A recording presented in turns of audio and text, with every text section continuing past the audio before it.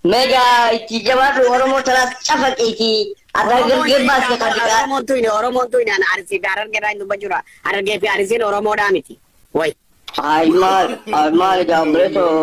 Apa Oromo tu bata mare Oromo miti Oromo Oromo luti ya. Mo zaizin laga harkana makai sari akan nyatu tulisan. Kino Oromo wallaga. Khanne gabra dalai gula mantanan gatte bardalagara wollo tin kampatu. Arsi garan gel wollo tibar.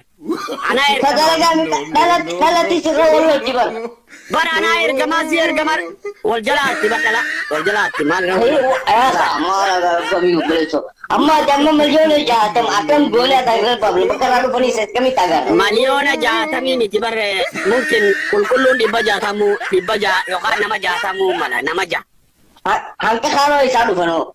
Isang apa tu jirani atau macam kata atu orang kayak zero.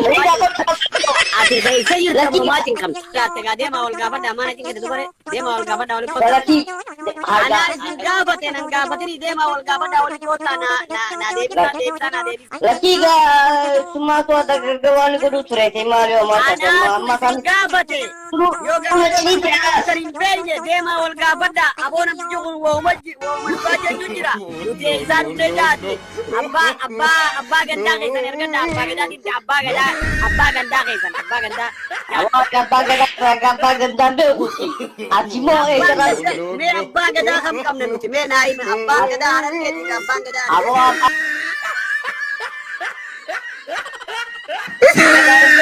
kawan ni kawan